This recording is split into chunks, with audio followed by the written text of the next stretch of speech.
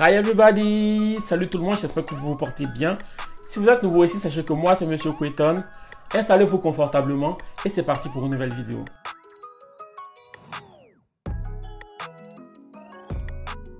Avant d'aller plus loin, je vais vous demander de vous abonner à ma chaîne, de liker et de partager au max cette vidéo. À moins que vous ayez été plongé dans un coma profond ces 2 derniers mois, vous n'êtes pas passé à côté de ça. Le BuzzFeed Challenge. Le challenge a notamment permis à la rappeuse Erica Banks de se faire connaître auprès du grand public. Mais est-ce que vous saviez qu'il y a quelques mois de cela, lorsque Erica Banks interprétait cette même chanson du challenge, personne ne l'a calculé en fait.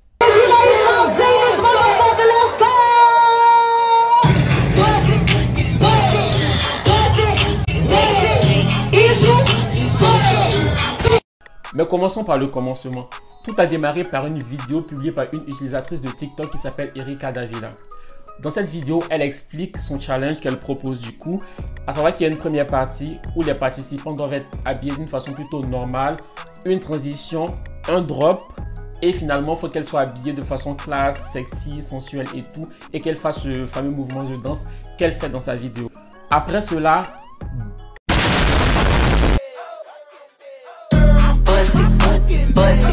une avalanche de personnes dans le monde entier qui reprenaient ce challenge sur les réseaux sociaux, dont plusieurs célébrités comme la rappeuse Iggy Azalea. Le phénomène autour de ce challenge a permis à la rappeuse Erica Banks de se faire connaître déjà auprès du public et surtout a permis à cette chanson BuzzFeed qui était huée, rappelez-vous, lors de ses premières prestations, à entrer dans les charts aux États-Unis. Tout Internet était en effervescence, tout Internet était en ébullition à cause de ce challenge. Le challenge arriva à son apogée lorsqu'il était shut down par la prestation de Chloé Bailey du groupe Chloé x Hailey. Wait, pas si vite. En fait, il y avait une autre prestation juste après celle de Chloé, c'était celle de Jordyn Woods. Et cette prestation avait également fait beaucoup parler et on peut dire qu'en termes de prestations et de buzz, elles étaient toutes les deux quasi égalité. Donc, je vous mets les 2 prestations là maintenant. Enjoy. Clairement, plus personne ne pouvait passer après elle en fait. À peine on a eu le temps de respirer après le BuzzFeed Challenge qu'on a eu ça. Put your head on my shoulder. Le Silhouette Challenge. Tout comme le BuzzFeed Challenge, le Silhouette Challenge se fait en 2 étapes. Une première partie où la personne est habillée de façon normale, casual et tout. Où la personne est juste habillée en fait. Puis, transition, les lumières s'éteignent et là, on voit la silhouette de la personne, généralement nue, se dessiner sous un effet de lumière rouge. De façon chronologique, le Silhouette Challenge s'est fait en 2 étapes. Une première étape lancée par une utilisatrice TikTok qui s'appelle Yo Elise, où en gros, elle faisait uniquement la deuxième partie, c'est-à-dire la partie silhouette avec les effets de lumière, où elle expliquait en gros comment est-ce que ça fonctionne. La vidéo avait atteint autour des 1 million de vues et ça commençait quand même à prendre de l'ampleur.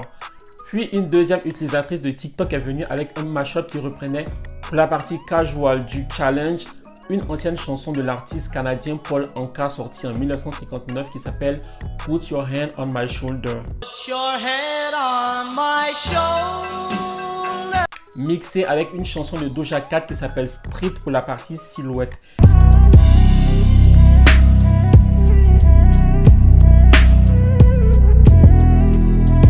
Et c'est cette version qui a été popularisée et qui a connu un boom sur les réseaux sociaux. Toute l'effervescence autour de ce challenge a permis à la chanson Street de Doja Cat à entrer à la 25e position du Billboard Hot 100 aux États-Unis et également dans le top 10 du classement global sur Spotify, alors que cette chanson n'était même pas un single. Elle figurait juste sur son album Hot Pink qui était sorti en 2019. Quand on voit comment est-ce que ces challenges va permettre de booster les streams et les ventes des artistes, surtout en cette période de pandémie où ils n'ont clairement pas la possibilité de faire des tournées, de faire le tour des plateaux télé. On a l'impression que pour certains artistes, créer une forme de sensation virale, c'est un peu tout ce qui leur reste en fait. À l'instar de la rappeuse Megan Thee Stallion et de son fameux Savage Challenge qui avait fortement marqué l'année 2020, au point où elle a réussi à avoir Beyoncé sur le remix de cette même chanson. Le Savage Challenge n'a pas été lancé par Megan elle-même, mais plutôt par une utilisatrice de TikTok qui s'appelle Kiki Janaja en 2020. Et on va être honnête, la chanson Savage en elle-même n'était pas ouf en soi et n'avait pas vraiment de hit factor. Et il faut reconnaître aussi que c'est toute l'effervescence qu'il y a eu autour de ce challenge-là qui a permis une adhésion plus facile de cette chanson auprès du public, au point où le remix de cette chanson a réussi à se hisser numéro 1 aux États-Unis. Depuis le succès du Savage Challenge, désormais pour Megan, l'équation elle est toute simple. Un son égale un challenge.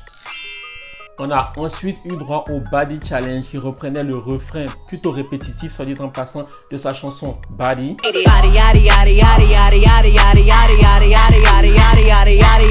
Puis après le Body Challenge, on a ensuite eu droit au Cry Baby Challenge qu'elle a dans un premier temps essayé de placer avec cette version.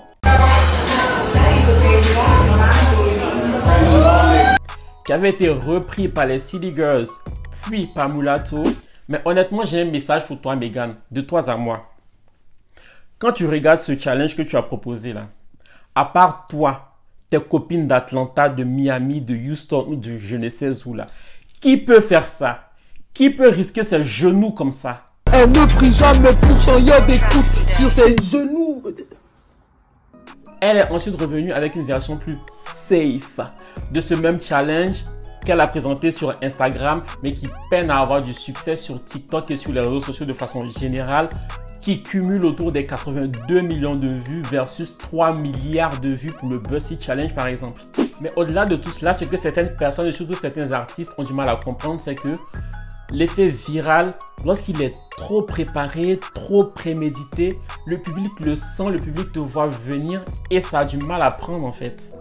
La beauté du viral et la beauté du buzz à l'heure d'internet, c'est lorsque ça sort de nulle part, tu ne le vois pas venir et d'un coup, brrr, ça te met une claque. Ou alors lorsque c'est orchestré et mis en place de façon très subtile. En parlant de subtilité, on a Jennifer Lopez qui avait lancé il y a quelques semaines le Love Don't Cost a Thing Challenge où elle se mettait en scène reprenant la scène finale de son clip du même nom qui était sorti en 2001. Et comment vous dire, ce fut un flop monumental dans le sens où personne n'a suivi en fait, doublé d'un bad buzz parce qu'au cas où elle aurait oublié, on est en période de pandémie et elle fait un challenge où elle incite des gens à partir à la plage. Donc au final, c'est très mal passé auprès du public.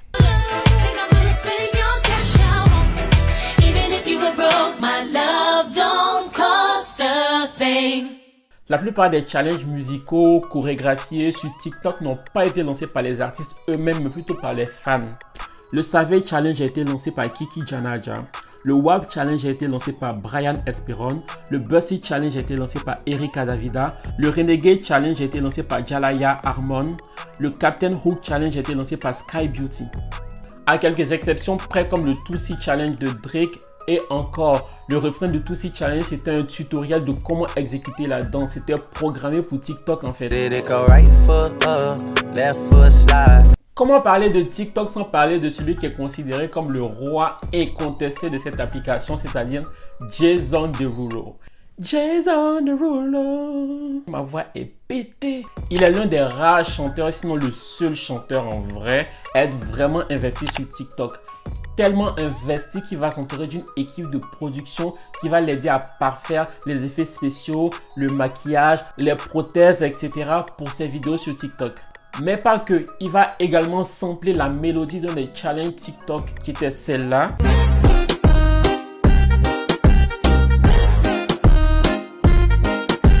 Qu'il va transformer de cette manière.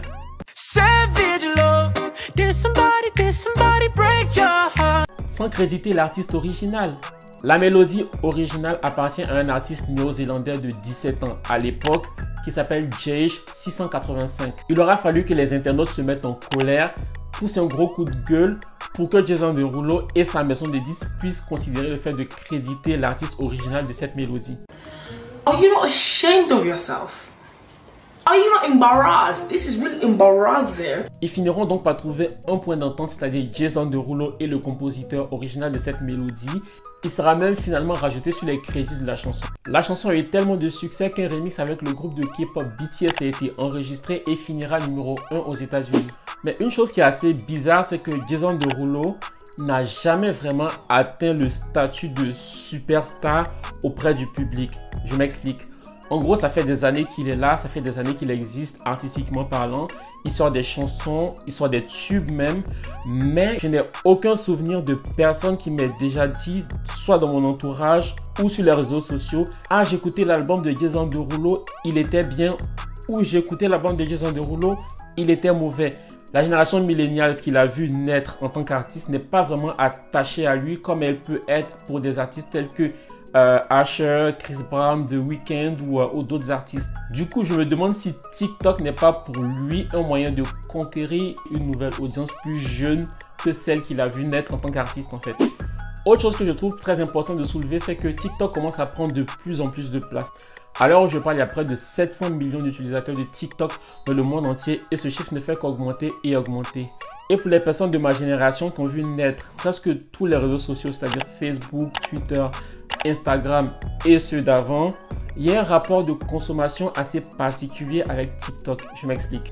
Avant, les artistes faisaient leurs chansons, c'est-à-dire ils vont en studio, ils font leur création musicale, artistique et tout. Et une fois que ça c'est fait, ils réfléchissent à des stratégies pour communiquer sur leurs œuvres artistiques, c'est-à-dire passer à la télévision, communiquer sur les réseaux sociaux, ce genre de choses.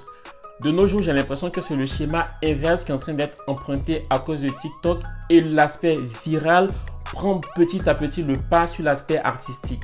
On en arrive vraiment au point où les artistes font les mélodies et les paroles de leurs chansons de manière à ce que cela puisse entrer, voire se conformer au code d'utilisation de cette application. Mais est-ce que justement l'essence même du métier d'artiste n'est pas de sortir des codes afin de proposer des créations artistiques qui sortent du lot? Au début de la vidéo, je soulignais le fait que les artistes étaient un peu obligés de faire cela à cause de la pandémie et parce qu'ils étaient limités. Mais est-ce que vous pensez réellement que c'est uniquement dû à la pandémie? Comment est-ce que vous voyez la musique évoluer dans le temps avec ces phénomènes TikTok? N'hésitez pas à me dire ce que vous en avez pensé en commentaire.